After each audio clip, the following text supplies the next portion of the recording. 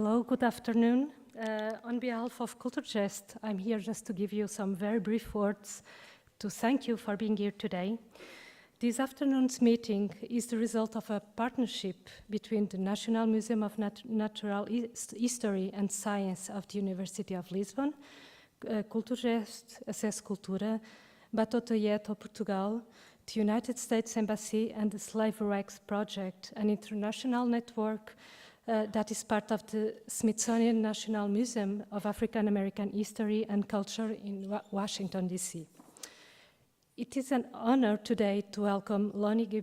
Secretary of Smithsonian Institute, historian, to talk about the role of museums as we address the issues of racism, colonial history, and the history of slavery.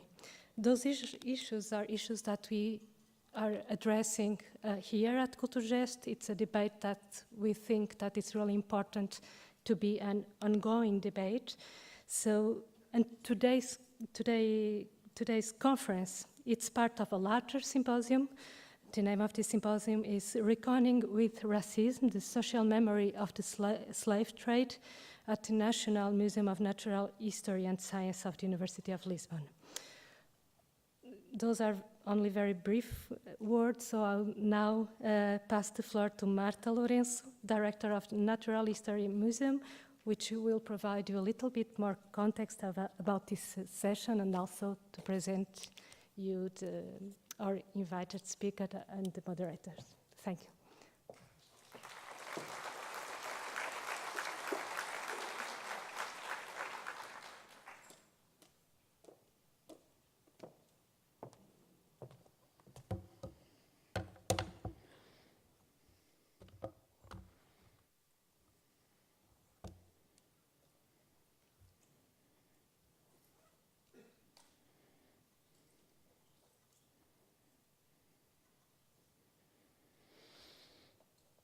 Ora, muito boa tarde a todas e a todos. Good evening, everyone. Thank you, Liliana Coutinho and Culturgest, Caixa Geral de Depósitos, and thank you all for coming to this conversation with Secretary Lonnie Bunch, integrated in 3 days of discussions promoted by the Slave Rex Project. My name is Marta Lourenço, and I am the director, as Liliana said, of MUNAC, the National Museum of Natural History and Science of the University of Lisbon. It is absolutely wonderful to be here with you, colleagues and friends and students. It is a moment I've been looking forward to for many, many months. I think I never told them, but when Raquel Machaqueiro and Steve Lubkman proposed to organize a symposium in my museum, my very first reaction was doubt. The Slave Rex Project, SWP in short, is an international network hosted by the Smithsonian's National Museum of African American History and Culture in partnership with George Washington University. It is about locating, studying, and preserving shipwrecks and related sites with historical connections to slave trade. The reason for a symposium in Lisbon I could totally understand. But we have no slave trade collections in our museum or even representations of slavery. Although the prospect of hosting Lonnie Bunch was certainly delightful and incredibly tempting, an honor really, why us? Wouldn't we be accused of stepping on someone else's toes? But as our conversations progressed, and especially as I read more texts by Secretary Bunch, I totally changed my mind for 3 main reasons that I would like to briefly address with you. First, as Liliana said, we are not doing it alone. In the last year, Raquel and Stephen intelligently built a small operation network here in Lisbon.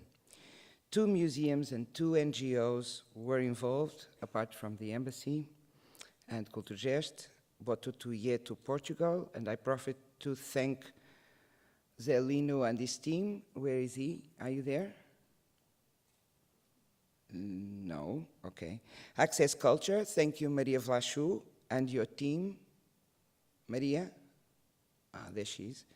The Museum of Lisbon, thank you, Joana Sousa Monteiro and David Felizmino, and everyone. Where are you?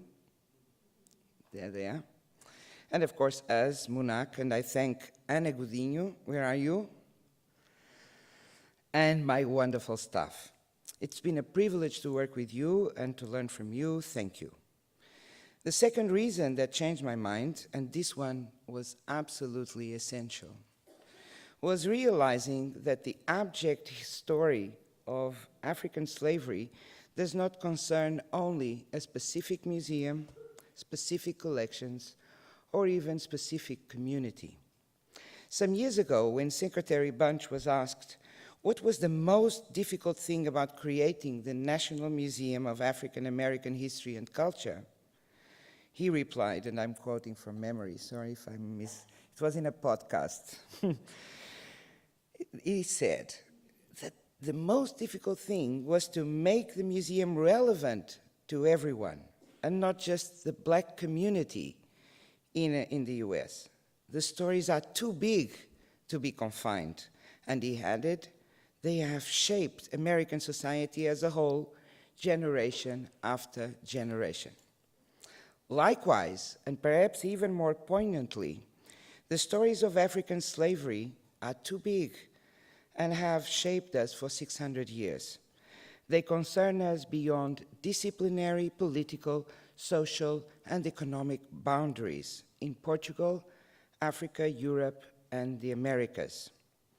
The tangible and intangible evidence of injustice, grief, suffering, exploitation, and death are everywhere.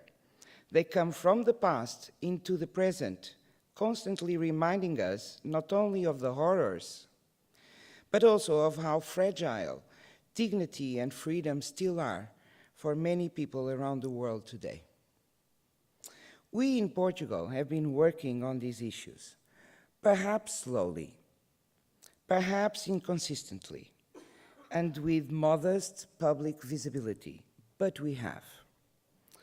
There is recent compelling historiography from multiple perspectives in Portuguese universities, often done in collaboration with African researchers and resulting in a considerable body of scholarship and literature. There are museums in Portugal with incredibly capable and devoted professionals who not only have been working hard in recent years with colleagues in Angola, Mozambique, Brazil, and elsewhere towards the preservation of shared heritages, but have also demonstrated the determination to address openly the complexity of the issues. We have museums associations leading the way, in particular the National Committee of ICOM Portugal, which developed the survey of non-European collections in Portuguese museums, worked with ICOM committees in Africa, and the world promoted debates and publications. Moreover, as it will become more evident on Monday at my museum at MUNAC, we have in Portugal a vibrant civil society, a strong community of Afro-descendants, as well as terrific groundwork done by cultural and social associations. And now also, and if you allow me, Secretary Bunch, we feel that we can also claim your inspiration and your kind support. Sure, there is a world of things to be done, but although late and slow, Portugal can and should take the lead internationally. Our role as museums is to actively promote open and free discussions through our collections, exhibitions, and public programs that enable accurate understanding of history, of memory, of a heritage, and bring everyone together, museums, universities, communities, NGOs, civil society, and the general public. The third and final reason for embracing the SWP proposal was more selfish. In 2015, the University of Lisbon inherited from the Portuguese government almost 2.5 million artifacts, specimens, manuscripts, books, maps, and photographs, resulting from over 100 years of scientific expeditions to former Portuguese colonies in Africa and Asia. The care, preservation, and access of these colonial collections are now under our responsibility, our museums. After the shock of the initial years, after a thorough provenance research, an intense reflection internally and with others, the timing for us is wonderful. With humbleness, yet a deep sense of responsibility, we feel prepared and eager to begin a phase of open debates and permanent public displays. For me, this has been an incredible, rich process, and perhaps the most important lesson I learned was about the inescapable ambivalence of colonial objects. On the one hand, the extraordinary splendor and incredible manifestation of human knowledge and creativity, like the image of that recipient from Mozambique that is illustrating this symposium. I'm sure you have seen it. And on the other hand, the dreadful material evidence of human discrimination, indignity, and evil. Colonial objects are simultaneously evidence of beauty and horror. Their truth or authenticity, as you prefer, therefore their stories, can only be grasped and understood when both beauty and horror are considered, object after object after object after object. How to do this? Super difficult thing. Some time ago, I asked a colleague from a museum in Europe whose local decolonizing work I really admired, what was her secret? How did she do it? And she said that the secret was doing nothing, just being available and listen. I love the simplicity of that answer. And although we may feel like it's a platitude, I admit I never forget it. For us museum professionals, listening is a very demanding challenge. We are used to being knowledge providers, and it's difficult for us to listen because it means sharing power and authority. We feel our power and authority are precisely our greatest social value. But there is a big misunderstanding here. As New Zealand indigenous scholar Linda Tuiwai Smith said, and I quote, "The power to define what counts as real knowledge lies at the epistemic core of colonialism," end of quote. Locating ourselves museums and recognizing the place from where we are speaking is a very important first step. For decades, our authority has been excluding important stories that are essential to our accurate understanding of the past and present, of the truth and authenticity of objects, and of ourselves as humans. An authority that excludes is an eroded authority, absent of social value and meaning. On behalf of the organization and all of us, I'm grateful to Secretary Bunch, the Smithsonian Institution, the National Museum of African American History and Culture, the Slave Rex Project, and everyone involved in the preparation of this Lisbon event. More to the point, let me present our speakers today. Lonnie Bunch III is a historian and since 2019, the 14th Secretary of the Smithsonian, an institution that encompasses 21 museums, including 2 in development, 21 libraries, the National Zoo, and many research and education centers in the US. Secretary Bunch became famous for being, and rightly so, for being the creator and founding director of the National Museum of African American History and Culture. He chronicled this saga in his beautiful book, A Fool's Errand, creating the National Museum of African American History and Culture in the age of Bush, Obama, and Trump. Secretary Bunch's scholar interests are widely published, ranging from the Black military experience, the American presidency, and African American history in California, diversity in museum management, and the impact of funding and politics on American museums. The conversation with Secretary Bunch will be moderated by two prominent women whom I greatly admire, Paula Cardoso and Sofia Lovegrove.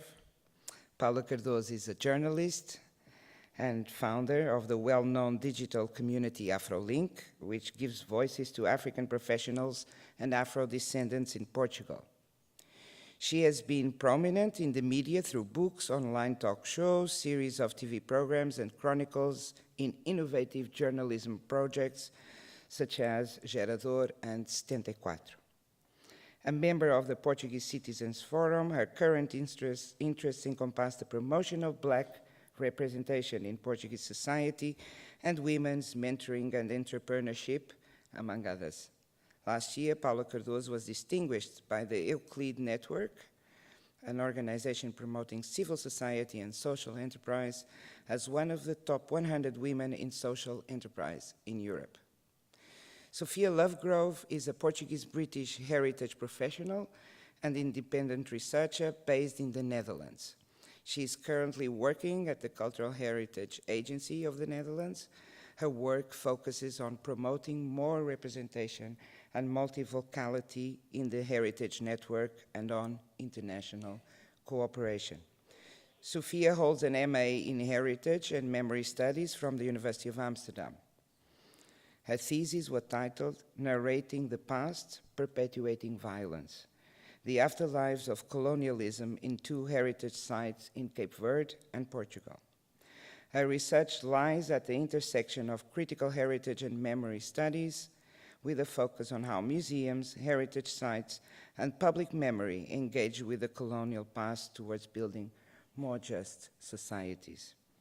Again, I look forward to the conversation today and the ideas that will come out of it, and also the 3 days of discussions. And now, over to our speakers, Lonnie Bunch, Paula Cardoso, and Sofia Lovegrove. Applause for them.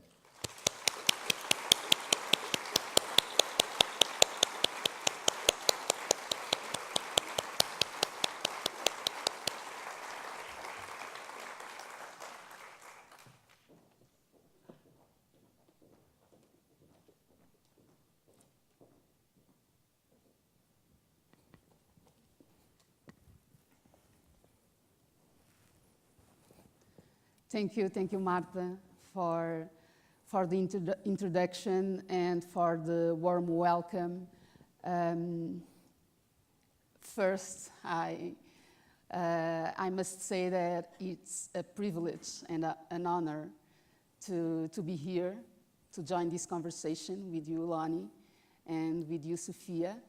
And also, I'm very happy to see so many familiar faces in the audience. Thank you for being here.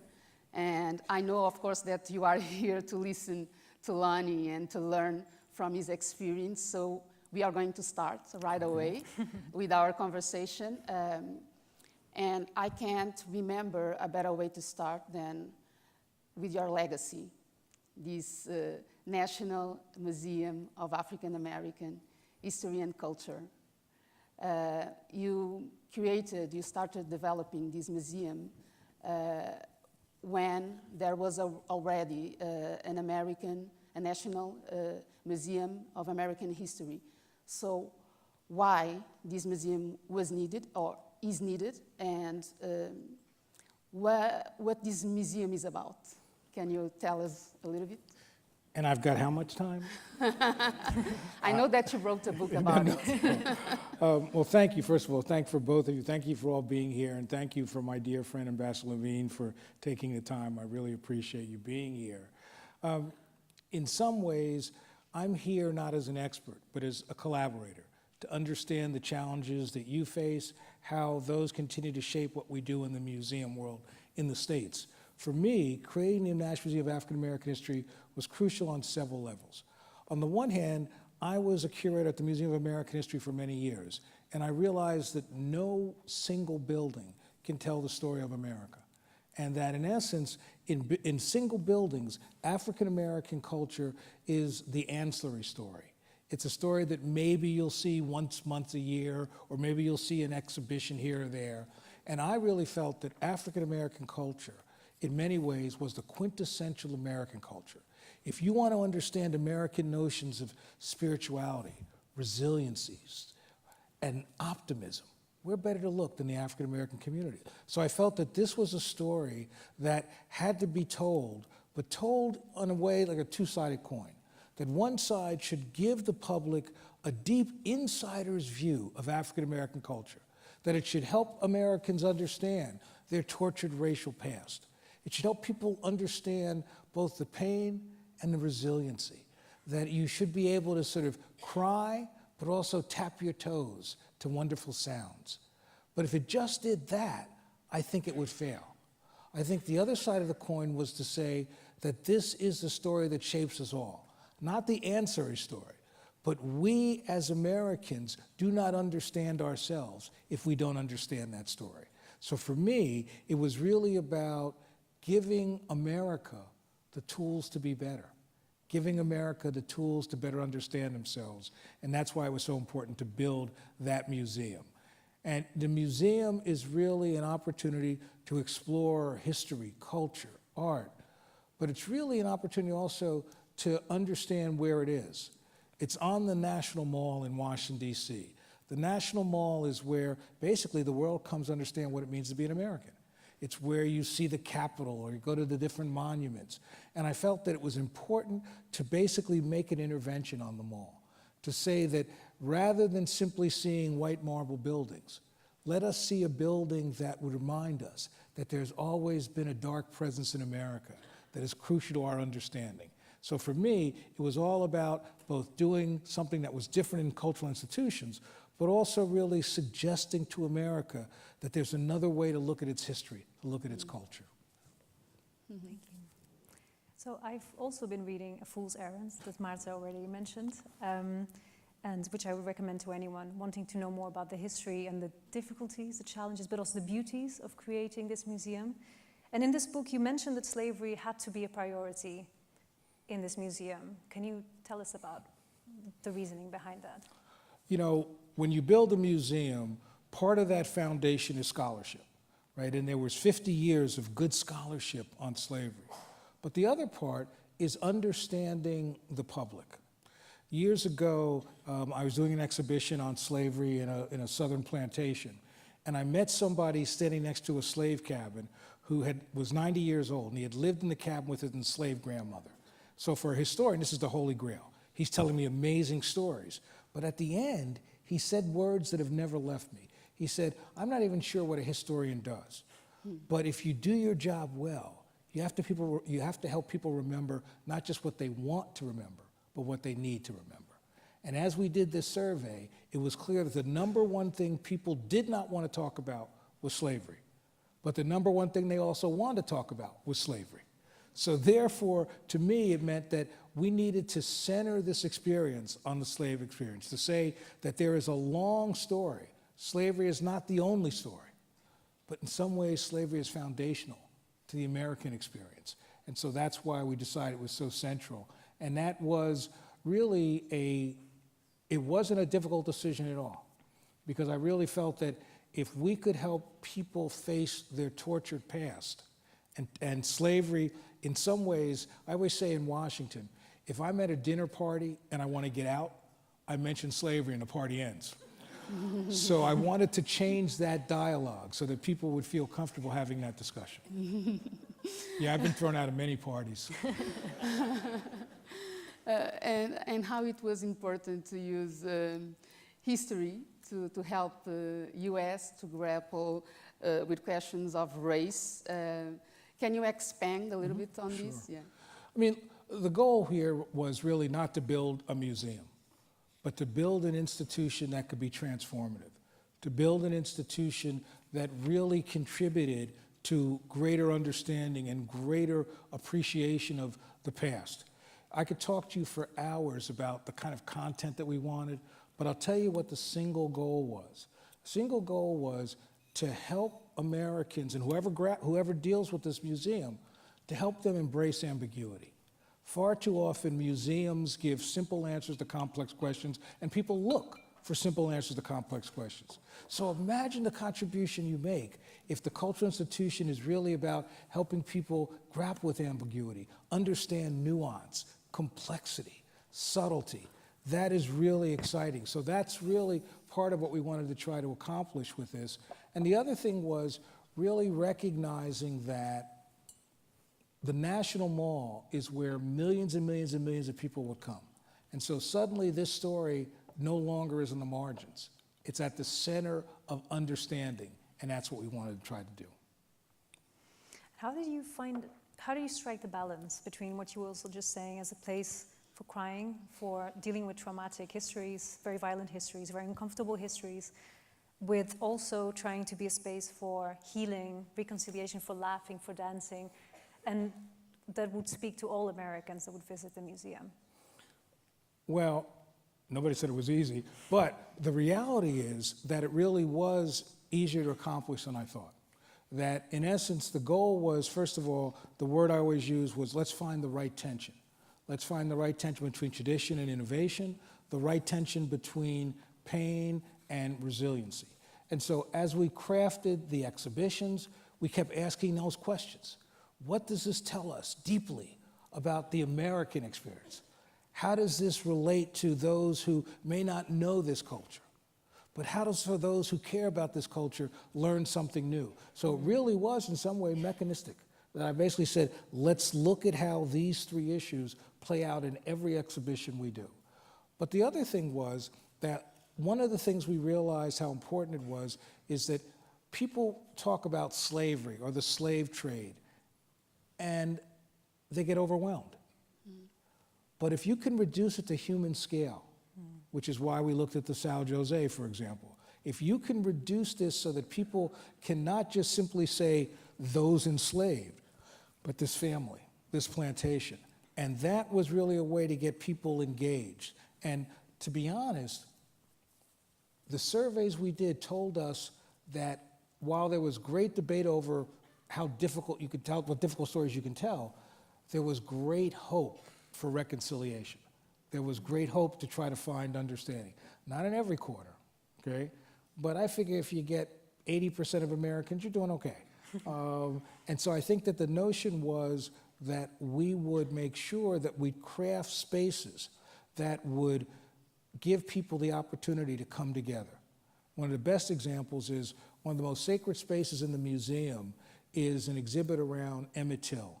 Emmett Till was a young man murdered brutally in 1955, and that in essence, when his body was discovered, his mother, who was devastated, demanded that the casket be opened so that the world would see what was done to her son, and that basically reinvigorated the movement for social justice in America.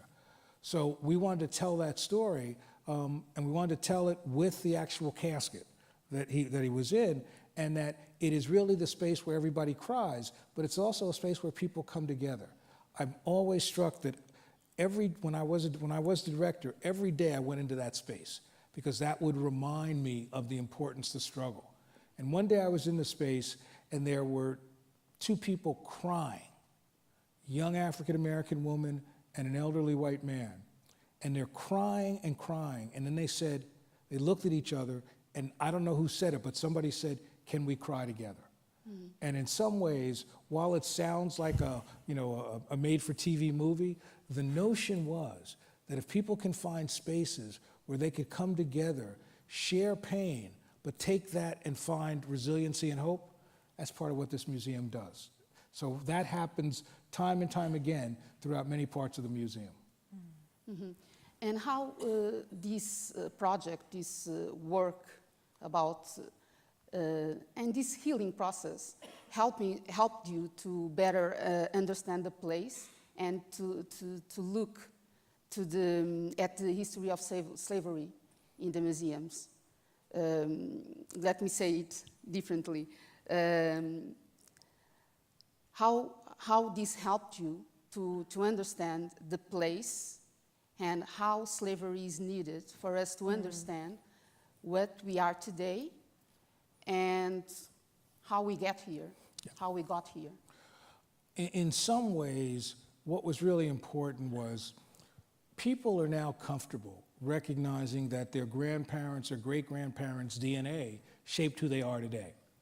But they're less comfortable understanding the historical DNA, right? The fact that these historical issues continue to shape us who they are. And so for me, what was really sort of crucially important about the museum was to every day, every bit of the work we did, to remember that this museum was as much about today and tomorrow as it was about yesterday. And that notion of saying that this work on slavery is really about an unfinished dialogue. It's really about illuminating the reality of how that institution continues to shape America in profound ways, obviously shape many other nations in profound ways. And so if you believe as I believe, that the key to healing is understanding and openness and real good history, that's what we tried to do, is to give people that opportunity to sort of recognize that, yes, you're looking at images from the 19th century, but if you look closely, you're looking at Harlem today, you're looking at Newark today, you're looking at Washington, D.C. So that was really it, that the museum had a strong present tense tint to it, that it really had to be about transformation and being more than an excursion. It had to be a journey of transformation. When we were building the museum, there was a great historian, the Dean of African American History, was in his 90s, John Hope Franklin, and he used to say to me that a museum of this type has to do one thing and one thing only. It has to make sure that whoever goes through it is changed. And that really was sort of our North Star, that whoever went through it, regardless of whether they knew the subject or not, they would be changed by the experience. That ties really nicely into what I wanted to ask you next about the museum's audiences. So it's a national museum, it's based in the US. A lot of the exhibitions and programming relates to the United States history and present-day culture and many issues that are taking place today. But of course, what it deals with is an international story. And if we're talking about racism, that is something that is not US-based. Unfortunately, we see it all around the world. How does the museum balance this out, dealing with an American audience, but also an international audience, and its place also in this international discussion that is taking place? So let me give you some numbers just to get a sense of visitation. The museum has probably now 10 million visitors that have been through it. Of that 10 million, about 40% are non-African American, which makes it one of the most diversely visited museums in the world. 30% of the people who've come to the museum say they've never been to another museum in their lives. So you're introducing a whole new world to many people. The museum has the highest percentage of international visitors of any Smithsonian museum. Partly that is because for many people internationally, their first introduction to America was through African American culture. And so you see that. So we recognized we would have these visitors, but we also felt it was really important to embrace the international piece. Often Americans are really good at talking about what happens between the Atlantic Ocean and the Pacific Ocean to them. But we felt that you couldn't understand this story if you didn't understand it from an international context, whether it's slavery, whether it's the impact of migration and immigration into the country, whether it's the impact of cultural forms that were from other parts of the world that have shaped the American experience. So for us, it was really important to give the people an opportunity to see this as in a broader context. And that was really essential. And there were a lot of debates, not among my staff, but among leadership of the Smithsonian. Why are you talking about international issues? Why don't you just stay focused on America? And I think that the international issues are the way you also stay focused on America. You were talking about this audience, this huge audience, 10 million visitors. It's something, it's really relevant. And I'm thinking about this idea of not just being visited, but being valued as well. And I know that you have a lot of stories surrounding or around this idea of people just approaching to you, hugging you, and showing their gratitude. So can you share a little bit about this experience? I seem to be a magnet for 80-year-old women. They always hug me as I'm walking down the streets. I don't get it. But often people come up to me and talk about what the museum means to them. And I was struck many times. Once I was walking on a Sunday and a kind of woman coming back from church, she had her nice hat and her gloves that matched her shoes, and she was probably, she was young, she's probably 75. And she hugs me and says, I just want to thank you. But then she whispered in my ear, but please don't talk about slavery. You've got an opportunity to not engage new generations of young people on slavery. Other times I've had people stop me on the street and say, you need to tell a museum that is a Holocaust museum, that basically says what they did to us. And so we listened to all that. But for me, it was really, the best thing was that I grew up in a town that were very few people of color. And a lot of people I grew up with were racist. Since the museum was built, a lot of people I grew up with have come to the museum. And their reaction of saying how much this helps them understand themselves, helps them understand their experience, and points them in a different direction, tells me that the museum really is that reservoir of possibility and hope that people can dip into. Mm-hmm. Amazing. Yeah, I got a million stories of people coming up. The worst is the museum was so popular that it was one of the only Smithsonian museums you had to get tickets, right? And so you had to get tickets in advance. So people would suddenly call me and say, I've known you for years, can you give me tickets? The best was a woman called and said she wanted tickets, and I said, I don't do that anymore. I'm the secretary of the Smithsonian, and she's like, hey, I still need my tickets. And she said to me, you have to give me tickets because I was your girlfriend in 3rd grade. Good argument. Now, everybody remembers every crush you had.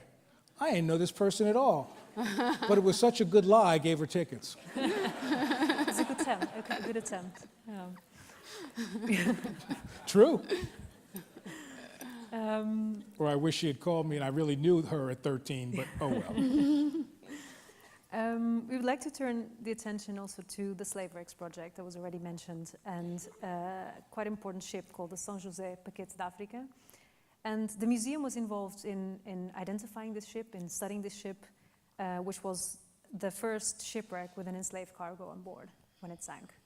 Can you tell us about the significance of this find, of this? I wouldn't say discovery because in the Portuguese context, that's quite it's a complex word. No. But we've revealed. Yes. Okay. I think that for me, the notion is that it goes beyond the initial find of the São José, although I'll come back and talk about that. It really was recognizing that Americans have a real lack of understanding about the slave trade, the international slave trade. So we knew going in that we wanted to give people this two-sided coin. That one side was the global impact of the slave trade and how the slave trade helped make the modern Europe. And then the other part was to be able to tell the story of the trade itself and what happened to the people, et cetera. But what I struck by was I was giving a talk to a kind of, not an academic audience, about the slave trade, and immediately people kind of glazed over. 20 million people, how do we even figure that out? And I realized then the key for us was to reduce it to human scale. And that's when we decided that we needed to find the remnants of a slave ship. The key was we didn't want to do anything that was disrespectful. We didn't want to create or manufacture reality. What we wanted was really relics, simple relics from pieces of a slave ship. And so we looked for several. We had negotiated in Cuba for several years trying to dive on some sites there. But then we were contacted by someone that I knew and with the Slave Wrecks Project at GW, and we brought our expertise to find the São Jose wreckage off Camps Bay in Cape Town. And while it was so powerful because it was the first enslaved ship you found that actually had cargo on it, meaning 512 people from the Makua tribe. And then we decided that we needed to then go back to Mozambique because the ship had left Lisbon, was chased by the British, basically went around to Mozambique, picked up 512 people from the Makua tribe, was on its way back and sank off the coast of Cape Town. And so when Paul Gardullo and several of us went back to the Makua people in Mozambique, we were struck by it as the most amazing experiences of our careers. First, you've got to understand that we came to this place where the tribe was, and we saw something I had never seen. There was a ramp of no return. I've seen doors of no return, but to see this ramp where you walk down this ramp, and it's hard to walk even today, but you walk down this ramp and the beauty of Mozambique Island, the water, you find yourself thinking what pain it must have been just to think about walking down that ramp, seeing that beauty, and knowing you'll never see it again. And we've immediately met a young woman in her 30s who came to us to thank us and said, my family had an ancestor on the São Jose, and we say his name every day. And immediately you realize this isn't about yesterday, it's about today. And then we met with one of the chiefs of the Makua people, and he basically gave us a vessel that was wrapped with cowrie shells, and it was a vessel, and he said it was a gift. And I look at it, and it's full of dirt, and I'm trying to figure out what kind of gift this is. And then he said that his ancestors have asked that we take this soil back and sprinkle the soil over the site of the wreck, so for the first time, since the 18th century, our people can sleep in their own land. And to me, that was worth everything we had to do. But then we decided to take it back to the site of the wreck. And the day we were going to do this, it was horrible weather, kind of like your rain today. But it was really bad, so bad we couldn't get the ships out. It was probably like the day the São Jose ran aground, the way the wind and the rain were pushing it. And so we couldn't get the boats out, and we had 3 divers, and they swam out as far as they could, and then they dumped the soil. And as soon as they did, the rain stopped and the sun came out. It was both the eeriest, but also the most gratifying. It's almost as if that by doing that, you actually gave peace to those people that were once on that ship. And it was without a doubt one of the most special days that we ever had in my career, but I would argue anybody who's there, it was their career as well. So what it really made us realize is that this is really more important than just thinking about what this meant hundreds of years ago. That it really is about helping people find themselves, find the pieces of themselves that are missing. And I think that's what we did with the São Jose.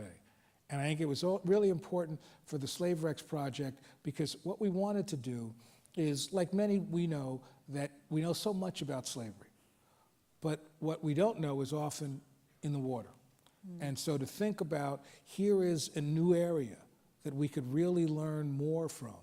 And we wanted to stimulate conversations, but most importantly, stimulate dives to look around the world, be it off the coast of Senegal, off the coast of Brazil, on a Caribbean island. We wanted to help people really use the training that we have, work with them collaboratively to be able to sort of create new people who would really begin to do this kind of exploration, because we think it is both important from a scholarly point of view, but it's also important in terms of healing and remembering. Mm-hmm. We are talking about slavery and how it's central for our present experiences. And you are talking about Mozambique, about South Africa, but we are here in Portugal, and Portugal is a leading player in all this transatlantic slave trade, and how Portugal is related with this project. It is involved. Do you have any institutions working with these projects that you are running at US? Well, I mean, I think that we are really working with our collaborators here in Lisbon, because the notion, it seems to me, is that it's both helping us understand even more about the São José. So today we went to visit the site of the owner of the São José and his castle, or his, and to be able to walk and see what were some warehouses, to get a sense of where the dock was. So in some ways, as somebody that, was in Mozambique, was in Cape Town, suddenly this kind of filled the triangle for me. And I think that part of what is happening is, by learning more, the research that's being done at George Washington and others, by learning more about the owner, about the insurance, about the money that was made, about what it meant for the elite of Lisbon and Portugal. And in some ways, much like many other countries, we're discovering how so much of that money really established the elite of today. We look in the UK and you can see direct relations between those who made money off slavery or were compensated when slavery ended, that they're really the elite in many ways of the UK, and I would argue it's similar to here in Lisbon. So part of what we're really trying to do here is to learn, so that we all learn where the tentacles of slavery and the slave trade were, how those tentacles have shaped the kind of economic landscape, but also how then those tentacles still shape the current landscape. So it really is this sort of piece that says, what does this tell us about Africa and the trade? What does it tell us about the people involved in the trade? And what does it tell us about the ongoing, contemporary resonance of the slave trade? And that contemporary resonance is probably in many ways, ultimately the most important part of what we do. I think Paula already alluded to that Portugal had a very significant role in the slave trade and slavery, as I think everybody here will know. However, this is not a story that most people know about, and it's also definitely not a story that is often, the people are very open to tell those who do know about it. Having been in Lisbon now for a couple of days, and having visited a site such as this one this morning, which is, I think, quite powerful, for what it represents, and also for its presence, its material presence in the city. Do you think that this could be a starting point for telling this story in a more significant way in Portugal? I think that part of what the challenge for places like Portugal is to not be overwhelmed by the totality of the story, but to say, where are there very concrete ways we tell that story? In a way that, because basically to transform a nation's ability to rethink its history, to change its narrative, is a long process. But I think that if one has sort of these concrete moments, whether it is turning that space into more of a museum-like site, whether it is what we're doing on the web, but the reality is having those concrete moments that reduce it to a scale that says, this is not the story of international slavery, but this is a story about us and how we fit into that. That, I think, is crucially important. I think the other thing that's helpful is that there are a lot of people that don't want to grapple with this in any country. But what we found in the States, and the States is not a model, so I'm not telling you, but what we found in the States is that places that had cultural credibility, that had an opportunity to reach beyond a single community, brought people together to grapple with these issues, to begin that process of change. Now, candidly, the Smithsonian being a place that's trusted, the Smithsonian being in the center of the Washington Mall, that helped.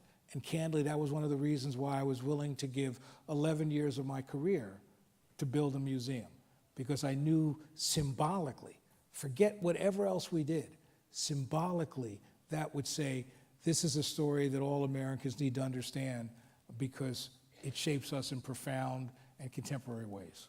So I would argue it's very similar, is to figure out what are those concrete moments that people can point towards. Yeah. And how can we move forward if we here in Portugal, we don't even have this recognition this national recognition and this public acknowledgement about our past? How can we go forward? I mean, isn't part of the answer making sure you've got the scholarship that are the underpinnings of this, right? To make sure there's strong scholarship, and I've read some of the material, there's good work that's being done, but to really have, you know, sort of generations of amazing scholarship in this arena, and then using that to recognize that that is not enough unless it really is in the public arena. Mm-hmm. And to think about what are the best ways that you would know, that I would know, that would really get this in the public arena. And then the other thing is also, how do you use this to stimulate a discussion at the highest parts of the government, right? Is, do you have an angel that would be interested in sort of helping to champion this? Because when we built the museum, you could imagine in the United States Congress, there are 535 people, many who thought this was a bad idea.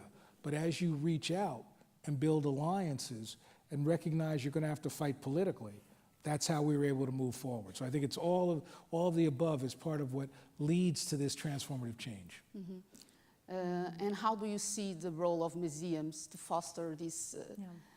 Well, I am of the opinion that museums that just do history for history's sake are really about nostalgia. That I believe very strongly that museums are a trusted source. So if you're a trusted source, never abuse, but use that source. Museums have the opportunity to help nations grapple with social justice issues, to help nations better understand themselves by illuminating all the dark corners. I think it is less about should museums do it, but more about do museums have the will to do this? And that will is also political will. How do you make sure that boards and governing bodies understand why you're doing this? But it seems to me that if a museum, in my family, the worst thing you could do was miss an opportunity. And I think museums miss an opportunity if they aren't trying to recognize how do they change a national narrative, how do they help reshape national identity. So it is not something that happens overnight, but it is something that can really be transformative, and we see it in many places around the world. And now you are the Smithsonian Secretary, so you are not only running one museum, but 19, and 2 more to come. How it works now? How are the challenges that you are facing occupying this position? Well, you know, when they were asking me if I would be secretary of the Smithsonian, I said, you know, I'm the same guy, so I'm going to, you know, raise the same issues. And that, for me, it's about the Smithsonian, when it's at its best, is the glue that holds a nation together. It's a glue that allows you to understand science, issues of climate change, understand creativity, understand the role that history plays. So I've tried to sort of make sure the Smithsonian has a stronger contemporary resonance to it. And candidly, I became secretary during the George Floyd murder and the pandemic. So basically using both of those to say, how does the Smithsonian help people understand racial violence? To understand George Floyd was not a moment, but part of a long history. And how to help people find, even in the darkest of times, find hope. Because I think the job of the Smithsonian, when it's down to a very simple sentence, its job is to define reality and still give hope. And that's what I try to help the Smithsonian do. And part of that is also taking leadership in areas that the Smithsonian hadn't traditionally been in, such as the whole notion of restitution and return of artifacts. You know, a year ago, I organized a senior group to look at the whole notion of, you know, shared authority and shared ownership and the return of objects. And, you know, recently we returned, most of the Benin bronzes that we have. And the ones that we returned ownership of everything to the country of Nigeria. And then they said, we will give you long-term loan of X so you can tell those stories. And it was crucially important. There are other people that have done this before the Smithsonian. But the reality is, when a place like the Smithsonian takes that kind of stand, it has an impact. It puts more pressure on the British Museum. But you see a lot of other places, not that I'm competitive, but it really then does allow the Smithsonian to recognize that there are ethical issues that are as important as scholarly issues. And I think that notion is crucially important. And so it really is trying to raise the level of the Smithsonian as it's already considered to be one of the great leaders in museums. It's already considered to be one of the places with the greatest collections. Now I want it to be seen as one of the places that has the highest ethical standards and that really recognizes that just because we've done it that way for 175 years doesn't mean we keep doing it that way. And so I think that's the challenge of my leadership. It is both build on what we do well, do this amazing research that we do at a tropical research institute in Panama, or amazing work that you all saw that image of the black hole. Well, that was Smithsonian. So to do that work well and continue to do it well, but to recognize that you've got an opportunity to make that work sing today, not just sing for yesterday. And how do you go about, you founded a museum, you created a museum from scratch, and now you need to handle a legacy of museums with their own histories, long histories.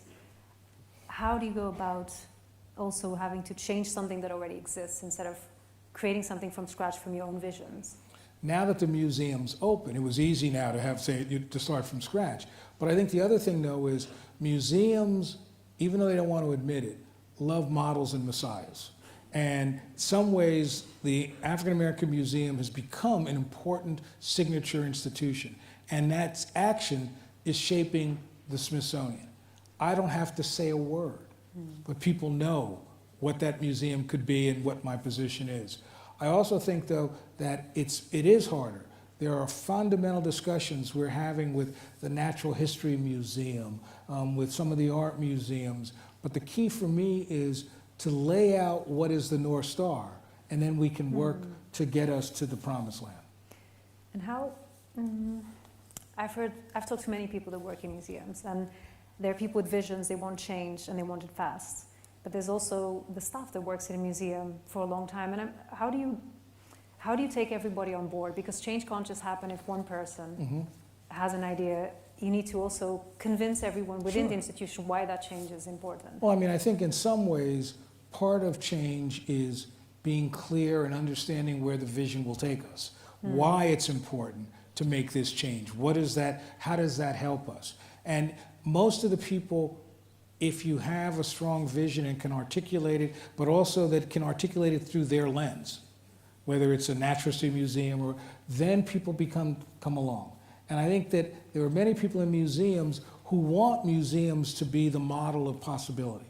And I think they're looking for people who can help them articulate that, move that in direction. Of the 7,000 people that work for me at the Smithsonian, are they all so happy that I'm pushing them in that direction? No. But none of them say anything to me, no.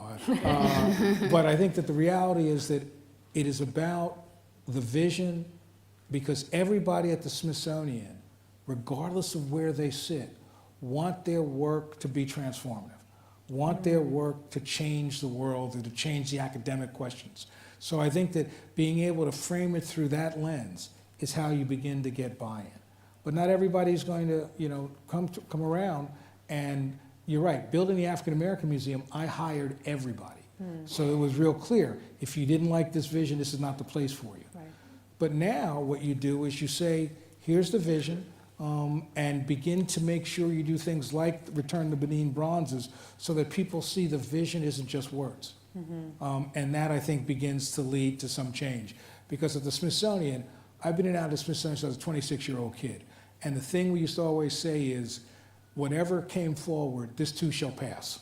We can hang in there and they'll basically, so my notion is to make sure that there's enough concrete movement so that they see this is not going to pass, at least not anytime soon. You are sharing when you assumed the the Museum of No. This is something that you say about this National Museum of African American History and Culture. That you took the job because you would love to see your ancestors smiling. Can you tell us about this experience and how you relate to your roots? So I was a longtime Smithsonian person. I've worked at the Air and Space Museum, I've worked at American History, built the African American, and now as the secretary. So I've had basically 4 postings at the Smithsonian. And what was clear is when they asked me to come back to build the National Museum, I didn't want to do it. I was happy where I was, but also remember, the museum began with a staff of 2, no location, no collections, no money. So why did I think I could do that? It's interesting, throughout my career, I have never talked about ancestors and the impact and role of ancestors, just under anything I did. But today, the day they offered me that job, suddenly I began to think about ancestors. And I realized that I was president of a museum in Chicago. It was really important, and it was nurturing my soul.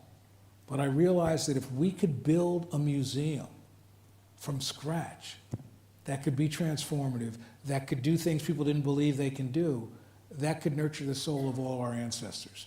So really, that notion of recognizing this was bigger than me, more important than anything I wanted to do, is what led me back to doing that.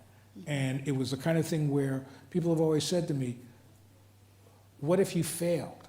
It never crossed my mind that we would fail. Never crossed my mind.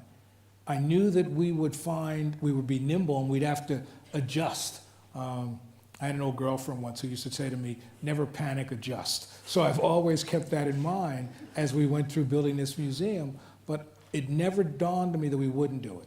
Because if you hire gifted people, you have a strong idea, you understand that it's also political, so you've got to build allies in both sides of the aisle in Congress. If you recognize all the challenges, but then you put together good people to do it, it never dawned on me that we would fail.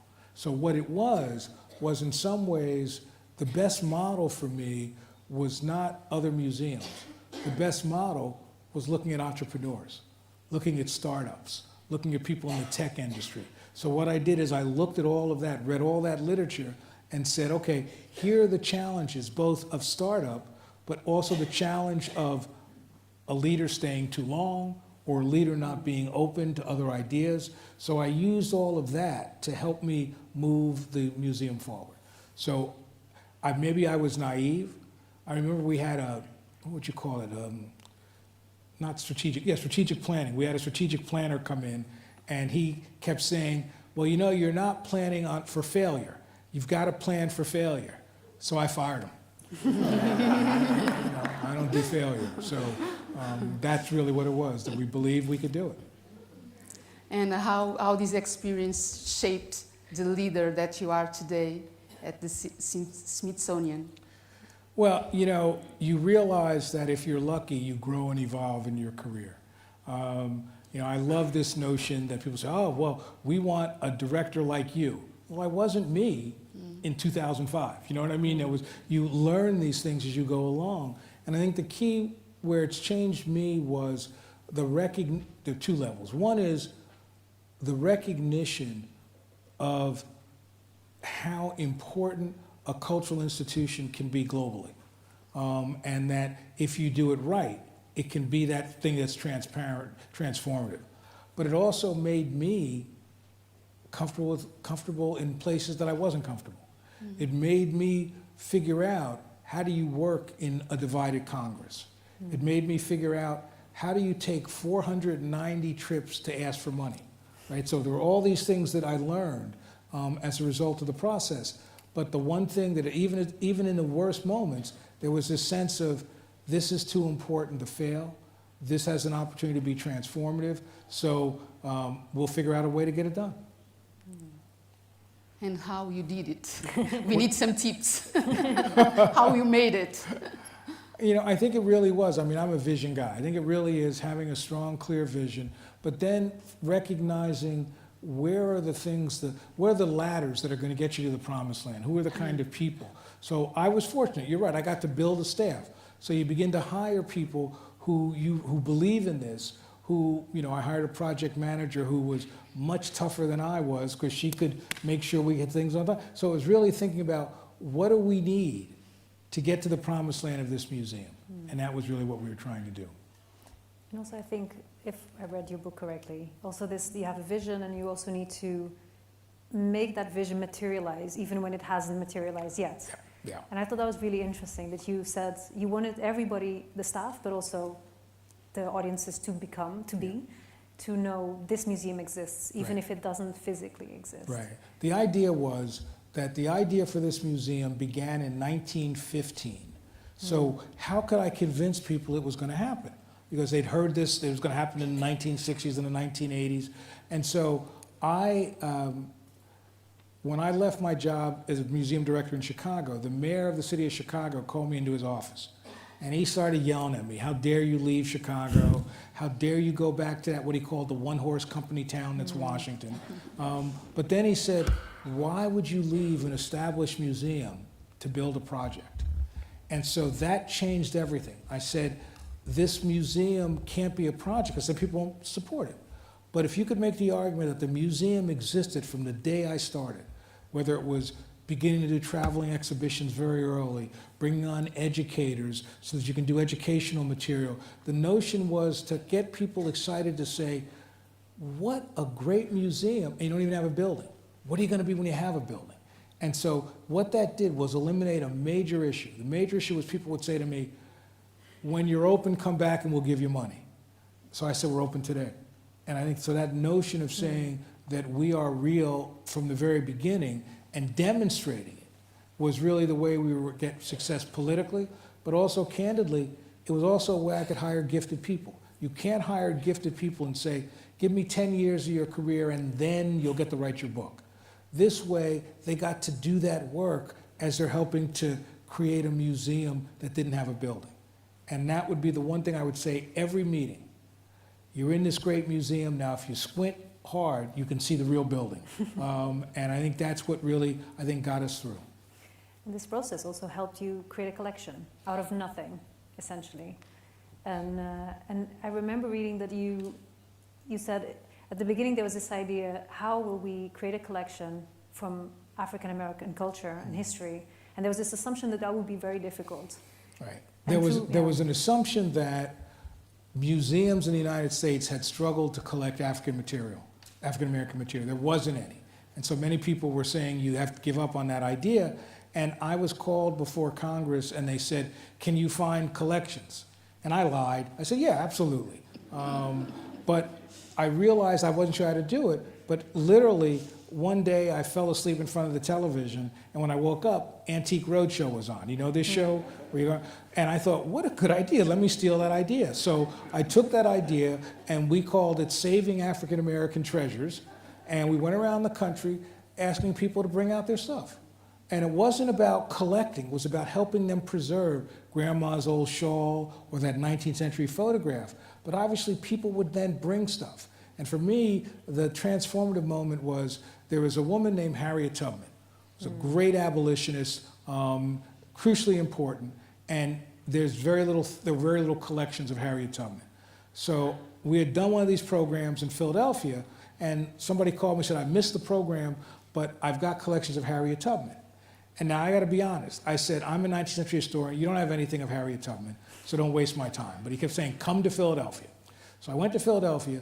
This guy was 6'4", huge, and he had this little box, and he took out pictures of Harriet Tubman's funeral that I had never seen. And I expressed my joy, and he got excited and he punched me. He pulled out 32 things and punched me every time. I'm crying. Now, I don't know if I'm crying because of the pain or because what he pulled out. He pulled out a hymnal that had spirituals that Harriet Tubman would sing when she'd go into the South to alert the enslaved. Or he had this amazing shawl that was given to her by Queen Victoria.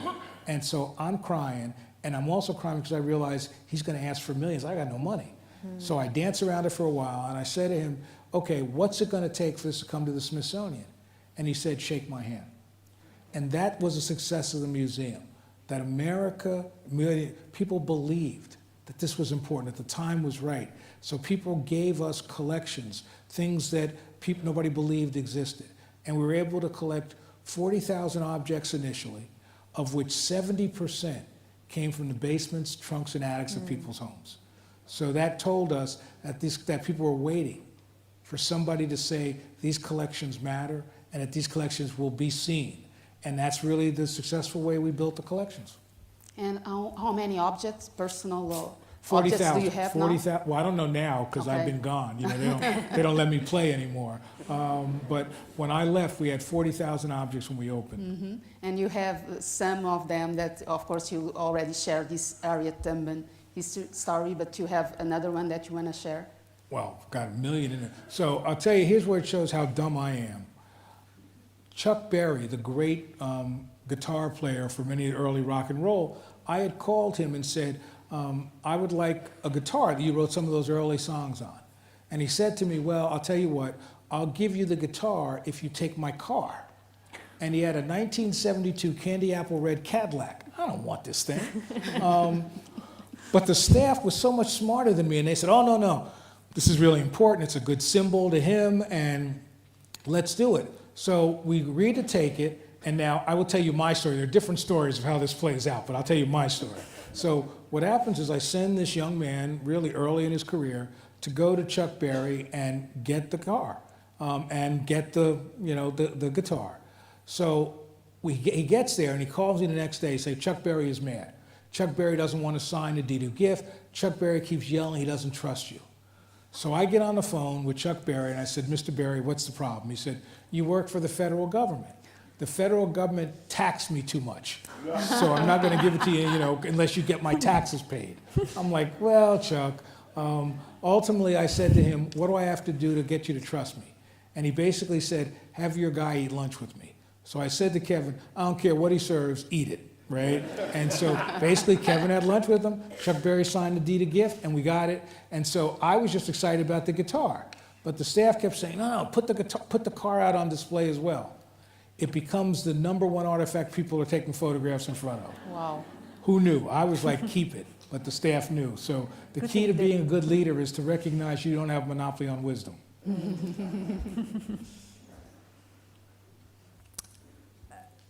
I would like to ask maybe, I think I would like to go back to the topic of restitution that you already, because that was a whole question that I had prepared that you answered without even knowing I would ask it. I was wondering why last year? Why was the policy reviewed last year? And can you maybe say something about what that means in the United States context? Because there's, of course, restitution within the United States, repatriation or restitution to other countries and other communities. Mm-hmm. Why did it happen last year? What influenced you to make that decision, the Smithsonian to make the decision to review this policy? Well, part of it was my whole career has been about sharing authority, that recognizing that you learn so much about the past by grappling with the living community, by sharing authority, understanding that there is scholarship that is not academic. There is scholarship that comes from community. So I've always in my career thought, how do you balance that? But then I think in light of George Floyd, in light of Me Too, in light of, I was in the UK and other places listening to people sort of either talk about it or not talk about it, I just felt that it was important for the Smithsonian to do this. So we put together people to explore this question, and then really the Benin Bronzes was really the best example of us to do it. To be able to say, it's much like I said, the museum existed without a building. Let's get this policy going without spending 5 years figuring out how to move it. Let's use the Benin Bronzes. So it really was an opportunity to sort of test this idea, to test the resistance within the Smithsonian, to test any political resistance from, throughout the United States, because there was a great fear. Oh my God, that means you're going to give everything back. No, the chances of that are very slim because the Smithsonian's done a really good job in its 175 years of ethical collecting. But there are moments where the Smithsonian failed, and those are the moments we need to make sure we address. And I think the other side of it was why it was so important was I had had a lot of conversations with German museums and British museums, and the notion was that we should do this, maybe. And I said, well, let us just do it. And hopefully that'll then give smaller museums cover if they needed to do this, but also to really put a little pressure to say that if the Smithsonian is doing this, grappling with this, you too should as well. So it really was about how do you help the Smithsonian be the most ethically moral institution it can be, and then how do you use that to also influence in positive ways other cultural institutions. And it was interesting also that the policy review put ethical considerations above legal considerations, if I understood correctly. What I did is I married ethical considerations to scholarly considerations, and then legal was then below that. So, smart move. but I'm not a lawyer, so hey. Exactly. No, we were talking about objects. That's why here in Portugal we are not having this discussion at all. We are trying to bring this topic to the table. This idea about restitution, about knowing how many objects we have in our museums that were looted from African countries, but we don't have a number. I don't know, Sofia, if you are aware of anything, but there are some initiatives. Recently, our Minister of Culture just announced that they are trying to collect this data. But at the same time, this same person just said that it is important to have these conversations privately without making much noise about this subject. What do you think about this? Do you think that we should have these conversations in the public space or more privately, as the minister suggested? Well, you know, I'm a public historian, right? So I do think the public sphere is crucially important, but it's only important if you use it right, so that it really does both get you to the answers you need, but also allow you to put, let me say it another word, allow you to encourage others to see the light. And I think that's really the part of the challenge. I think that what the issue really is, how do you make sure that as you do your data collecting and you that you don't let the perfect stand in the way of the good? That often cultural institutions wait until they've got everything in the way they think they've got it, and it may take years. My notion is there ought to be moments where you can use this desire now to begin to demonstrate again. I'm a big believer of demonstrating what's possible, to demonstrate what you can do through issues of restitution, or at the very least, the conversations around restitution are crucially important because they get at your own national identity, they get at, you know, the notion of being a colonizer, and what does that mean in the Portuguese lens rather than, let's say, the UK or the French lens. So I think all of that is for the good, but I just think that the key is the best example I can give you is that there were people in Washington who said that you can't start to build the National Museum of African American History and Culture, you have every penny. What I did is we did groundbreaking when I only had about half the money, because I figured the next day I made a big hole next to the Washington Monument, and I figured they wouldn't let a big hole stand next to the Washington Monument, and we got the money we needed. So I'm not saying everybody dig your hole next to your monument. So let's find a hole here. But the notion is that the key is to think, how do you strategically move these conversations along so they're more than conversations? How do you model effectiveness so that if there are a couple examples, that gives other people the opportunity to think about what this means for their institution? Right.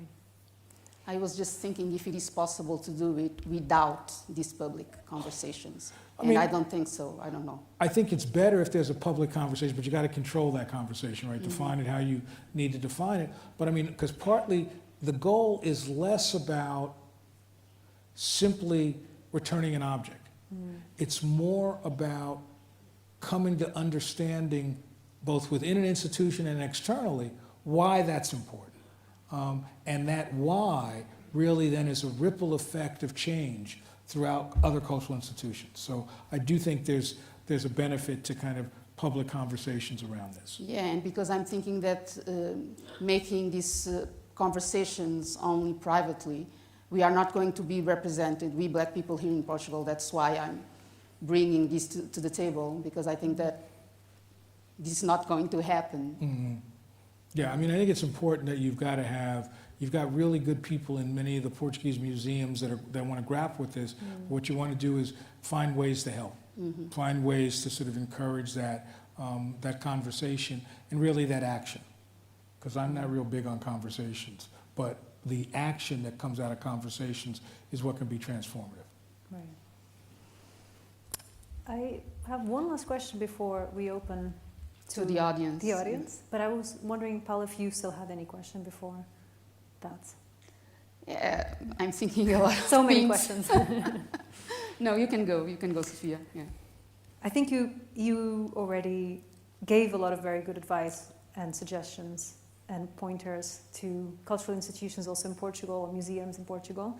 But if you could give one piece of advice to those museums that are trying to do this work, or that want to start doing the kind of work that the National Museum of African American History and Culture, The Blacksonian. the Blacksonian. It's a mouthful. Yeah, it's enough. Yeah, I just call it the museum. Everything else is museum. secondary. But I think that for me, it's really two things. One is that there's a strategic aspect to this, to think not just let's do X, but what does this really mean for us in the long term, and how does that be supportive? And then the other thing is always that having the will isn't enough, but having the will and the strategy to implement that will can get you to the promised land of change. I think that's a pretty good piece of advice. So I think it's the moment to open up for space for questions from the audience, which I hope will be many questions. Don't be shy. But don't ask me my favorite football team. It's Benfica. We already talked about it. I think there's a question. Yeah. Hi, I have two questions actually. The first question is, I'm curious, the gentleman who was 6'4" from Philadelphia, how did he get the Harriet Tubman memorabilia? And my second question is more of a conceptual question. The Goethe Institute sort of helped create something called Museum Futures. I'm not sure if you're aware of the project, but it's a conceptual project that imagines what decolonized museums in Africa would look like. And the concept of bricks and mortar ideas of museums might be out of date, or at least needs to be rethought, especially in the context of the African continent. The initial idea for the project grew out of a series of conversations where museums heads came together and talked about sort of, how this should look. So I wanted to ask you, in terms of the future of museums in the global south, or maybe just specifically across the African continent, where do you see it going in the 21st century? Because these are really, such fascinating, and these are PhD theses questions I'm asking you, but yeah. Sure. Well, first of all, the gentleman who had this was a collector of books, and Harriet Tubman's great-great-grandniece heard about him. And as she was on her deathbed, she basically called him and said, I don't know what to do with this stuff, do with it what you will. And he could have sold it, but instead he called me, and that was transformative. That generosity is so special. I mean, I think that I spent a lot of time thinking about the future of museums, and a lot of time future museums in Africa. And I think that, what the future is finding the right tension between tradition and innovation. That I think that there are amazing technologies that allow people to engage with the cultural issues we care about that don't need bricks and mortar. But I also understand, probably for another 100 years, there's something still powerful about the symbol of a brick and mortar museum, which is why some people are trying to grapple with that. And I think, though, if you really say, let's find the right tension, the bricks and mortar may not be the solution. But the reality is that what museums really symbolize are the identity of a place. And so we haven't gotten yet to the place where technology symbolizes that identity as much. But I think we're moving there. But I don't ever see us moving away from bricks and mortar, but I see us moving very rapidly towards doing what technology does best, rather than asking technology to do everything. And I think that's going to be the future. More questions there? 2 questions. Ah. Maybe, if you don't mind, maybe mentioning your name and where you work, or if that's relevant to share. Okay, who's got the mic? I see you. Here.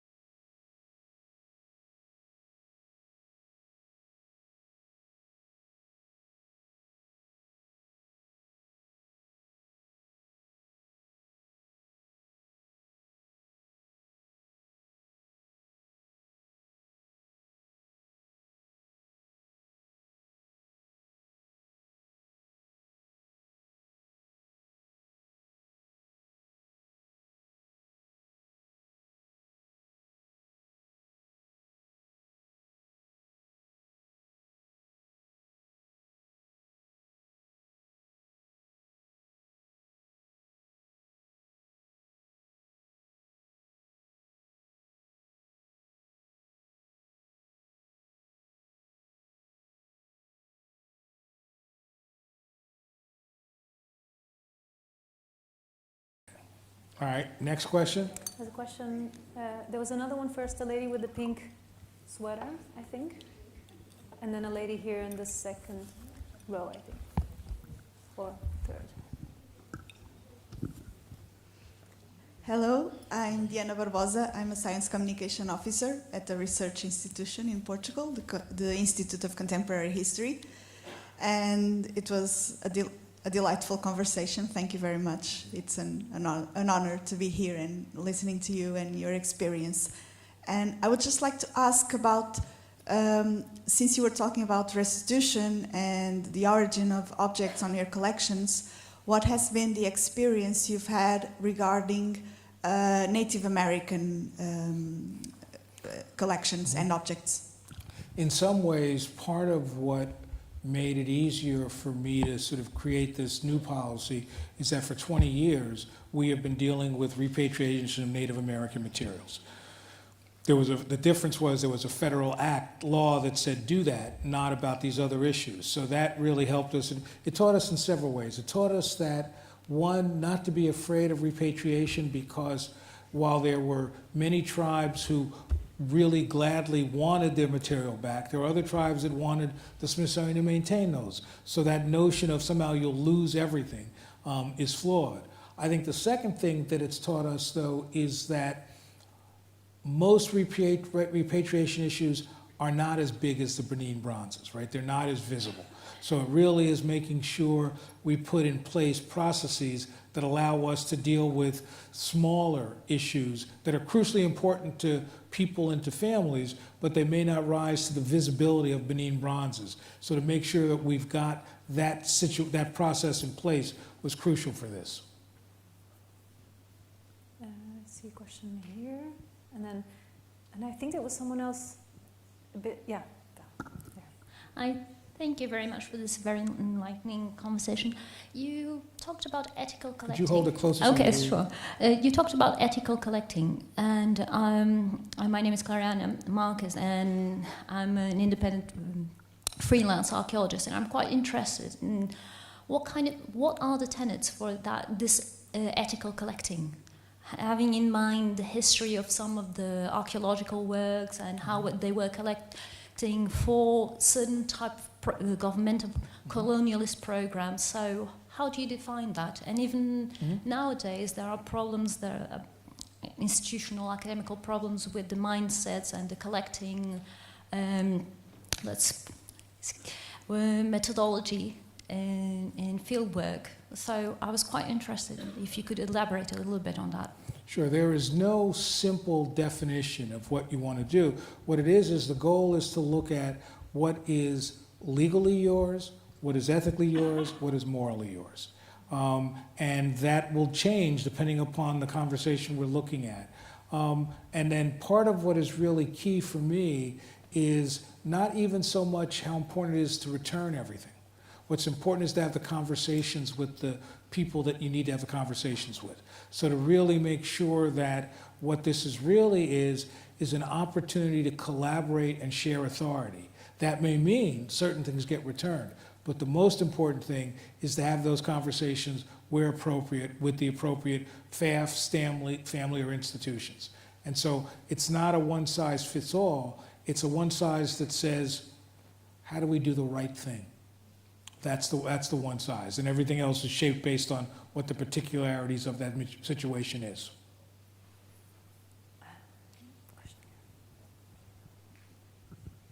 Hi. Uh-oh, I'm in trouble.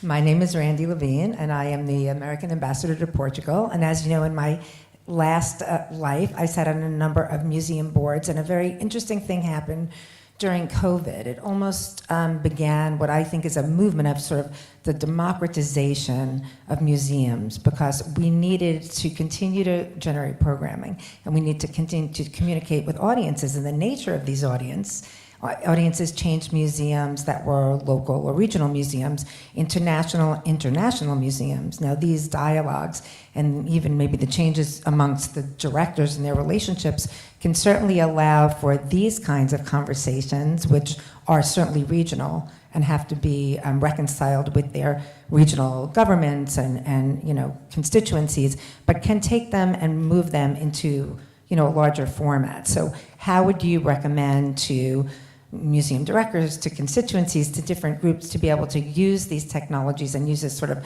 democratization? I mean, there were people doing studio art tours. I did a studio art tour in Korea. Because I was able to do that from my bedroom where I was spending COVID. So how do we use those tools to help us move these conversations into the public domain? In some ways, what the pandemic forced us, and rightly so, to have conversations with a variety of folks, so that in essence, we would think about how as an institution, we need to engage different communities. So part of what came out for me at the pandemic, for example, is as I began to talk so much to people around the United States, you realize that the Smithsonian didn't pay enough attention to rural communities, to smaller communities. So this then allowed us to sort of create programs that are really geared, first using technology and others, to the rural communities that we hadn't reached out to before. The other thing that I think was so powerful, though, that you're right, Ambassador, is that what it allowed people who had voices that weren't considered equal got a chance to participate on that level. And that was really crucially important. And for me, what was essential about the role switch to technology is that it allowed me to spend at least one meeting a month with large numbers of museum directors from particular countries, whether it was Irish museum directors, Italian museum directors, and that really stimulated a sense of shared vision of what does it mean to deal with social justice issues. So I think in some ways, it's really moved the institution along in profound ways, and it's given equal volume to some people who traditionally didn't have that volume. I think the challenge now is for us to figure out what is the right balance between the kind of Zoom world and the in-person world, and how to make sure we don't lose that sense of democratization that was at the heart of that. So I think that's really one of the challenges, but what I love is it gave us an idea of what's possible. And I think that's all for the good. I think there was a question here. Okay. Oh, hello. I'm Rodrigo Cardoso, and I'm a high school senior. You addressed many of the adversity you faced while collecting some, let's say, pieces that would later integrate some of the collections. And my question is essentially, what's the current, let's say, greatest challenge you face as the Secretary of the Smithsonian? Thank you. Well, I think that there's the obvious challenge. The obvious challenge is the notion of resources, right? When I started at the Smithsonian, the federal government paid 95% of the budget. Right now, the federal government pays 60% of the budget. So it really means that if you're going to continue to grow, it's got to come from philanthropy, it's got to come from earned income. So there are things that we have to do to grapple with that. I think that's crucial. For me, the biggest challenge is to help people understand all the possibilities of the Smithsonian, that it's not the nation's attic. Rather, it is the nation's collective memory. Rather, it is where sort of ideas of science meet society. So really trying to help people understand that the Smithsonian is more than what you think it is. But what it really is this amazing gift, I would argue, to America, maybe the world, to be able to say, here is all this information and amazing ways to interact with each other across many disciplines that don't cost you a penny. Or a euro, whatever, sorry about that. Question we have here as well. Sorry. Okay, there, yeah. Hello, my name is Margot Gabriel. I'm an American journalist. Can you speak up just a little? Sure. My name is Margot Gabriel. I'm an American journalist living here in Lisbon. And I had a question about, you said, there's the importance of having community scholarship. And within the context of, we are here in Portugal and obviously aware of the transatlantic slave trade and everything, how do you think we can tell the full narrative, the full story? Because that's something that I like to explore as a writer living here. And Paula mentioned, you know, the Minister of Culture, I think, wants to have these conversations privately, and yet we don't have a physical building that like addresses the history of slavery in this country. And so with your expertise and your experiences, what do you suggest happens here so that that full narrative can be told? I mean, I think that, you know, we make a mistake often of thinking there's one street to go down, and that it seems to me that you know where you want to get, or at least you think you know where you want to get. So let us approach it on two tracks. One track might be through governmental issues, whatever that is, whether it's, you know, the mayoral or the, but then it's also, how do you build? I would argue the African American Museum would have never been built if there wasn't public desire and pressure to raise these issues. So I think it really is a kind of two-way street, and I think that'll get you to where you want to be. There's one question there, and then here. Yeah, Not we sure have who here. Raise their hands first. You can go here first in the middle, and then we Yeah. go.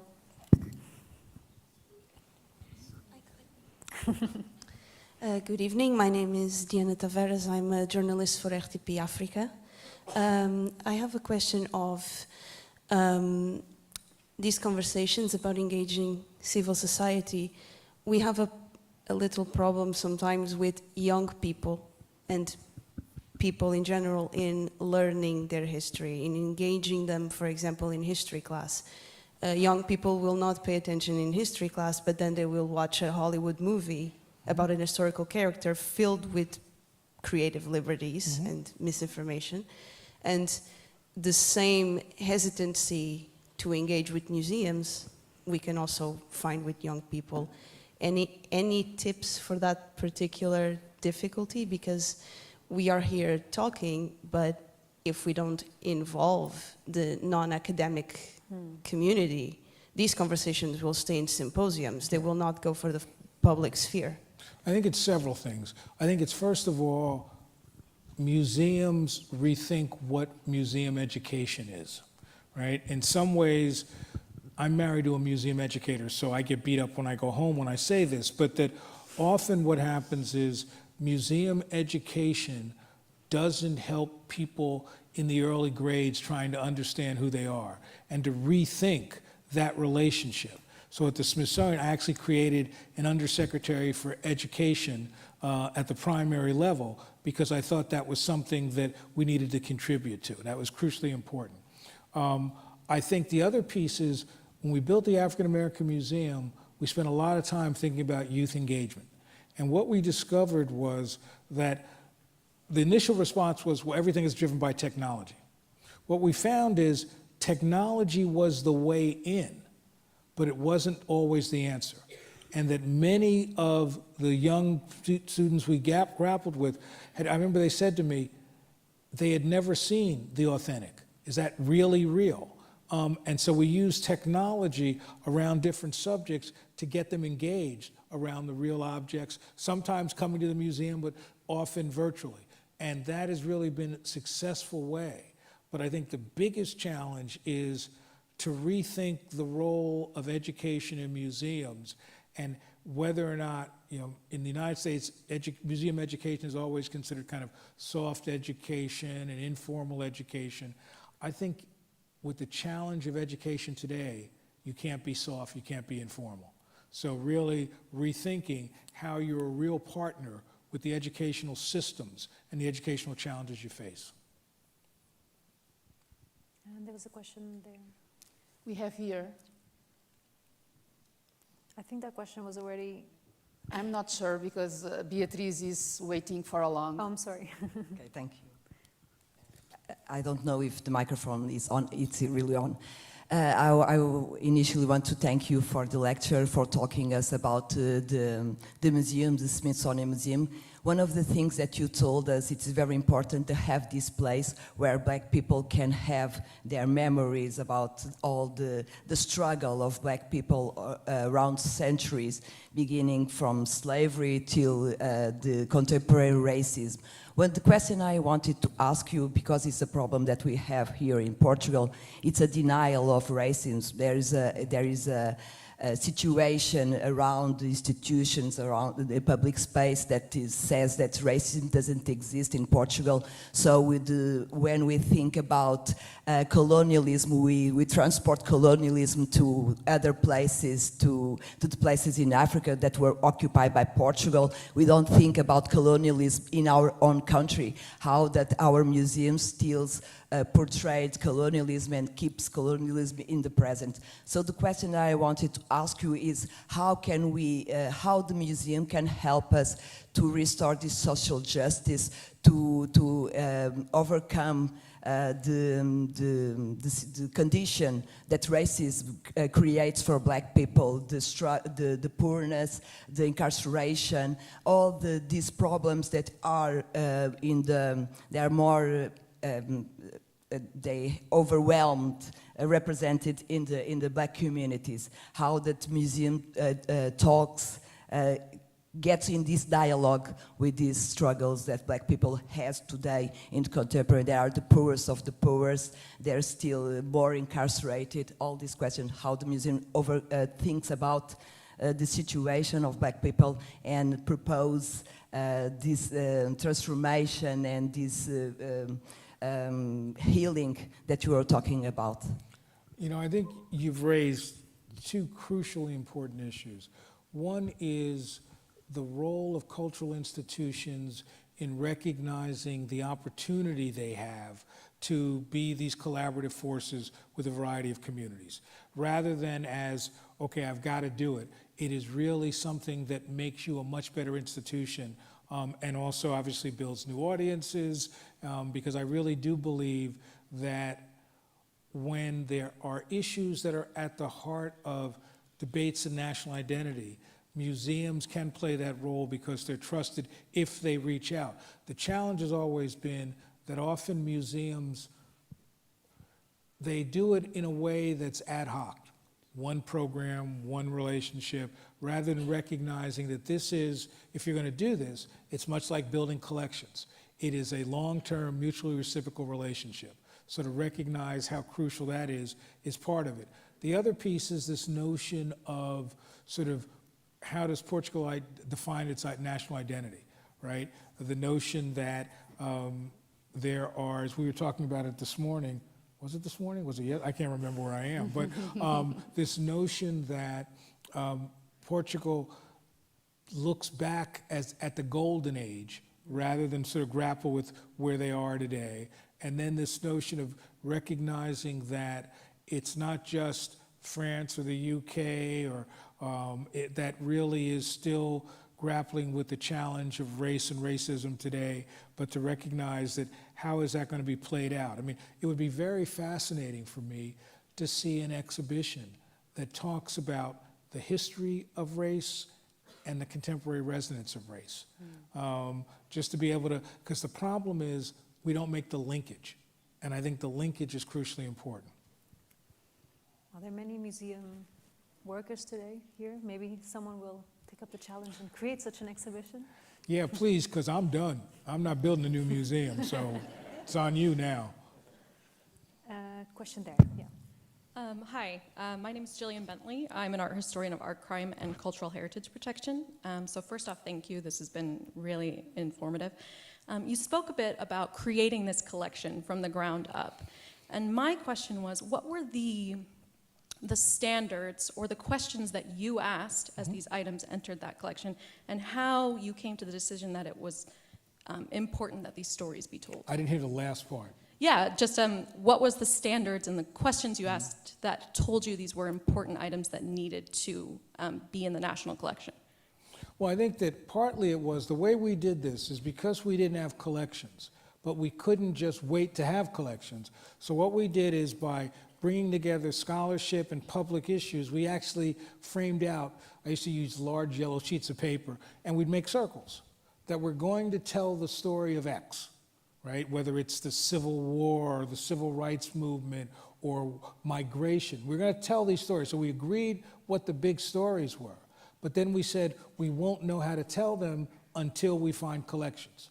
So as we went around the country, we also, one of the criteria was, does that either fit within the circle we've created, or is that such a powerful object that it changes the way we do things? So it really was this iterative experience. I described it as it was like going on a cruise at the same time you're building the ship. And that was the real challenge. So it really was that. And then it was all the standard criteria, right? Is this significant? Is this the best object to tell that story? But we also said, let's be flexible, that there may be objects that may not, either because of provenance or may not because of condition, may not be what you want in a perfect world. But my notion was that I don't know any museum that's perfect, and I'd rather have an imperfect artifact if it resonated, changed, it had meaning. And so that's what we did. And I think it was the broad notions of what we wanted to do. And then obviously we had a long criteria of people looking as a committee, what are these objects, do they really work? I must admit, there was time to time I'd say, you know, I know the committee believes that, but we want this, so let's do it. So I think that we did, I'm pretty pleased that we were able to find collections that weren't always redundant, and so that we weren't going to have to figure out in 100 years, how come you have 7 Cadillacs or something. But I think that what was so powerful was the fact that the curators, the advisory scholars, and others would engage on all of this. So that would help us make sure that object made the cut, or to tell the story we wanted to tell. We have only 5 minutes left, actually, so let's... Yeah. Excellent. Hi, my name is Kelsey DeWire, and I'm an underwater archaeologist and program coordinator through East Carolina University in North Carolina in the U.S. And my area of research looks at the identification of enslaved African women throughout artifacts of the slave trade. I'm blessed to live in Eastern North Carolina. It's a very rural community, and we face items of racism every day. I live 15 miles from the town of Princeville, which is one of the earliest areas of slave descendants, some of whom have Portuguese genealogy. And I wanted to ask you, as we talk about museum curation, and with the Smithsonian specifically, how do you incorporate elements of oral histories or oral discussions, maybe specifically to women, maybe not, into different levels of museum engagement without having those tangible artifacts present? We do it on so many levels. Because the goal of the museum was to humanize these subjects, oral histories are everywhere. And one of the things through the museum, there are more oral histories and words because I wanted the community to speak. I didn't necessarily want scholars to speak. And so we spent a lot of time doing oral histories. And for example, one of the work that Paul Gardulo, I guess you're still on my staff, I don't know, but you know, you're like at the museum, you know, is working on is, as part of a major exhibition called In Slavery's Wake, is doing oral histories in different parts of the world, whether it's Brazil, whether it's in Liverpool, and to use those memories as ways to sort of make these stories human, to make these stories engaging, but also to help people recognize that living communities have powerful memories that will help us better understand enslavement. Do we have time for one more? I think we have time for one more question, yeah. There's one here and one, okay, maybe 2 questions. Okay. I hate being the one in charge of Okie dokie. the time. I'll keep it brief. My name is Mitchell Esaias from the Black A Archives little closer, in Amsterdam. I can't hear you. My name is Mitchell Esaias from the Black Archives in Amsterdam. Thanks for the great conversation. And I hear a lot of similarities between Portugal and the Netherlands about, you know, the denial and disavowal about the history of slavery and its legacy. But I did see a shift in the public discourse and debate, and therefore also in musea. In the Netherlands, there's even the idea of developing a slavery museum, a national slavery museum in the Netherlands. And I think one of the important elements has been the role of activism and civil society. And you mentioned it very briefly, the role of the public pressure, but also the political realm. So I was wondering if you can elaborate on that, the role of activism and the public in shifting that change. Sure. I spent a lot of time building, when we were building the African American Museum, working the media, making sure that there were stories about the work we were trying to do, making sure that people understood the nuance and complexity, writing op-ed pieces, doing podcasts. So really recognizing that part of the leadership of an institution's job is to build that goodwill. And so I always argue that being right isn't enough, being smart isn't enough. You've got to be political.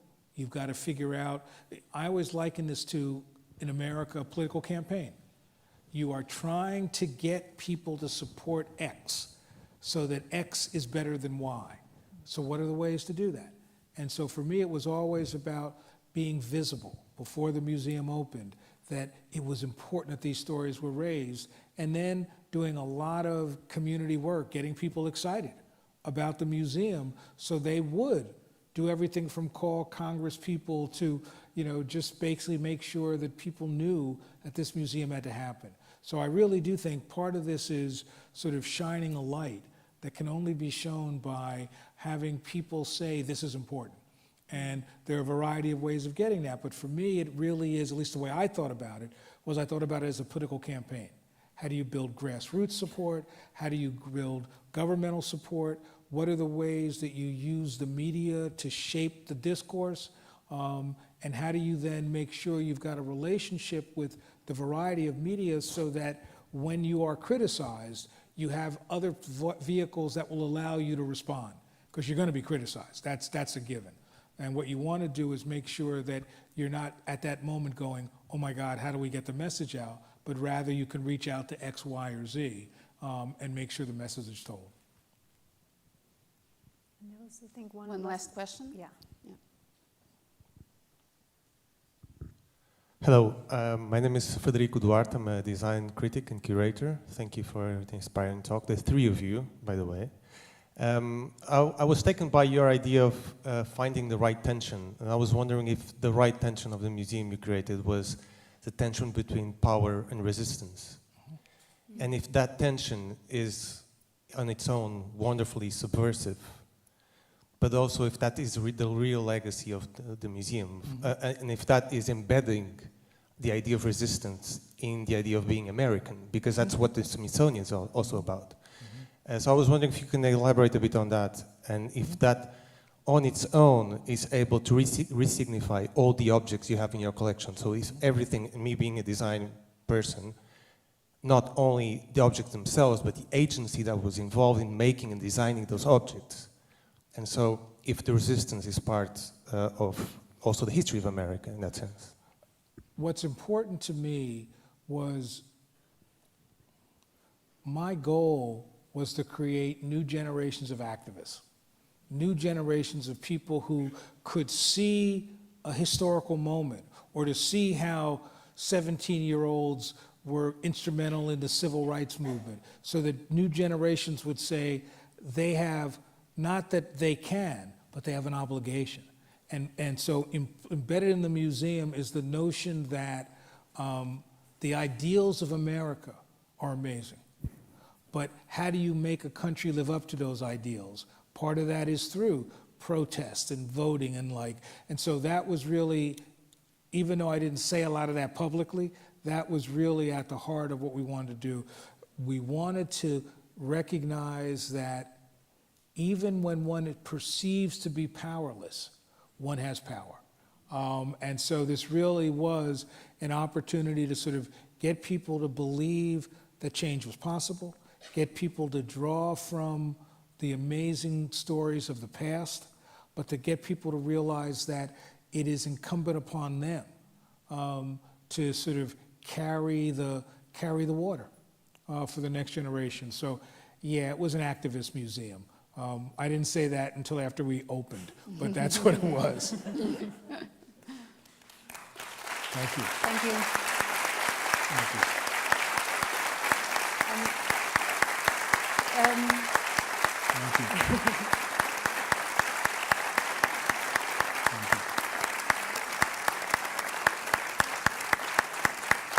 Thank you. So does that mean when they run me out of the United States, I can get a job in Portugal? Wow. Just checking, just checking. I just wanted to, well, thank you so much, Secretary Bunch, for sharing your immense wisdom and experience of the last, oh, you're not that old. Yeah, right. Decades. Yeah. And Paula, for the incredible work of moderation. It was a great pleasure and honor working with you. For the organizers, for making this important talk possible. Yeah. And for everybody for coming here tonight. It's horrible weather. I swear, for those that are visiting, Portuguese weather, it tends to be better than this, but today it's not a good example. And have a nice evening. Thank you. Thank you. Thank you.